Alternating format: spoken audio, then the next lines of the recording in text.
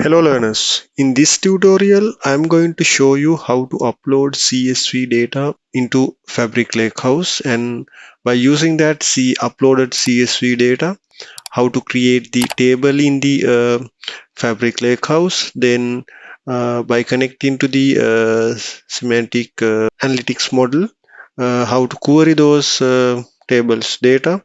Then I will show you how to create the visual query in the Fabric Lakehouse. Then by using that visual query, I will show you how to create the Power BI desktop Power BI report and save that Power BI report in the workspace. Then I will show you how to access those Power BI reports in the Fabric workspace. Okay, now I will show you how to upload that CSV data into the Fabric Lakehouse. So in order to upload that one, first we have to create the new subfolder. So to create that new subfolder, you have to click on these three dots and you have to select new uh, subfolder and you have to give the name. So I will give name as the sales data. Then I create this subfolder. Then you can see I have created this folder. Now I will show you how to upload that CSV file into this folder. So for that actually I am using the sample sales.csv file that is available in the Microsoft site. So already I have downloaded that file into my local machine. So in the descriptions I will show you I will share the download link. So when you are try to do that tutorial, then you can download that file and you can work on that. So already I have downloaded that one. Then I'm going to upload this sales CSV file. To upload, again you have to click on these three dots and you have to select upload. Then I'm going to upload this file. Then you can see in the right hand side it will pop up another window. Then you have to browse that CSV file. Then you can click on that and you can see in the desktop folder I have this data. So this is the sales CSV file. Okay, there are a lot of records, so you can open. Then if you want to overwrite the existing file, then you can check that one. I think this is the fresh folder, so there's no anyone. So simply you can click on the upload button. Then you can see it uploaded into the that sales data subfolder. Now you can close this one. Then you can see the sales CSV data is there. So you can see the data of that CSV file. So yeah, at the end you can see it's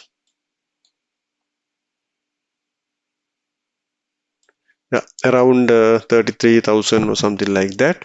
Now we have uploaded our CSV data into the Fabric Lakehouse subfolder. Now I will show you how to create a table using this uploaded data. So in order to create that table in our lakehouse, we can click on this one and you can select the load to table. So in this case actually this fresh table, so straight away we can create the new table. But if it is the if you want to append some data, then we can append that data for the existing table. So by default that existing table is disabled, so I will click on the new table. Okay, so then I will click on that. Then I will give my table name as sales data. My file type is CSV. So if you want to upload the packet format, you can do that. And my separator is the comma. It's a comma separated file. So if there is any subfolders, then you can select the include the subfolders as well. Then I will click on the load button. Then you can see in the right hand side a loading operation is happening. So it takes few minutes. Yeah, you can see successfully create the sales data table. Now you can see under tables we can see that sales data table. If you click on that, you can see automatically preview the data. Yeah, you can see the sales data tables. data. Okay, so now I will show you now we have uploaded this data into the Lakehouse. So if you want to query your data using SQL, so that feature is available with the Fabric environment. To execute that SQL queries, you have to move to the SQL Analytics Endpoint. Right now, by default, we have selected to the Lakehouse environment. So to execute the SQL queries, you have to switch to SQL Analytics Endpoint. So if you click on that, you can see the interface and everything will be changed, and you can see it's something like the SQL Server Management Studio environment. So you can see this is the schemas, and under DBO schema that table has created. So in that schema we have the views, functions, and stored procedures. And if you want to save your queries, you can save that queries, either SQL query or visual query. Okay, now I will get a new SQL query to query my table. So for that, I think I have a query. So I think we have to change the sales data table, and if we execute this one, you can get the output. So likewise, you can execute the SQL queries against your Fabric Lakehouse dataset. So now I will show you how to create a visual query. Okay, so in order to create the visual query, you have to click on the new visual query button on the top. So I'm going to create that new visual query here. Then you can see it's something like the graphical user interface. Visually we can create the query. So in order to create that one, you can create that lakehouse or warehouse object. So for this I am using my sales data table. So I am drag and drop this sales data table. Then it takes few seconds, and it will create the visual query. So you can see the visual query 3 has created. So if you want, you can rename that one. So based on this visual query, all the data has list under this section. Okay, then what you have to do is based on this visual query, we have to filter out few columns to create our Power BI report. So to filter out these required columns, we have to click on the manage columns, and you have to click on the choose column. So for that, I'm using only the sales order number and the sales order line number. So other columns I am not using for my visual query. Okay, then click on the OK button. Then you can see I have choose the column, so that required columns. Then after that, what you have to do is if you want to do any transformations, you can do the transformations, example group by and other functions we can use. So in order to do that, you have to click on this transformation menu, and you have to click on the group by. So in that you can do the basic group by. Then you can select the new column name as line items. You can give any name for that, line items. Then the operation may be count distinct values. There are a lot of aggregation functions is there, so I'm using these count distinct values. Then the column is sales order line number, I keep as it is. Okay, then you can see, if you want, you can do the fuzzy group options. I am not going to change those configurations. Then just click on the OK button. Then you can see group by operation is there. Okay, then I think we have done that visual query operation.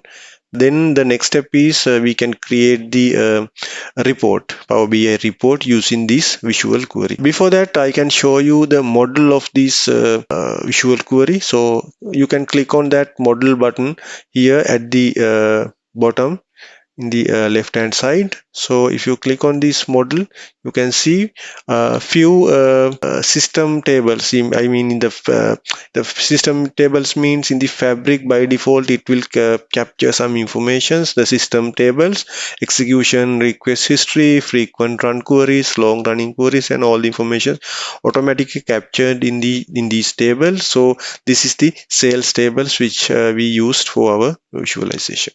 Okay, once I click on this in this model, it will display as this. So I am using the sales data table to create our visualization. So to create my visualizations, you can click on this new report. Yeah, then it will ask to create a new report with all available data. Yeah, I'm not going to do any filtrations for that, so I will click on the continue button.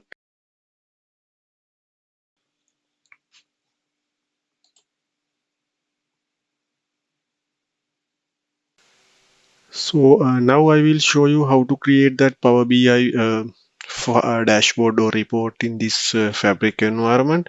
In order to create new report, you can click on the new report button there. Then if you want to manage your semantic model, then you can click on this. Then let's say if you have multiple tables, then you can select whatever you want. And this example, I'm using only one table, so I will keep as default. Then it will load our Power BI development environment. As an example, I will create a simple table to display our data. So you can see in the data set at the right hand side under data section, then I will put customer name and the quantity.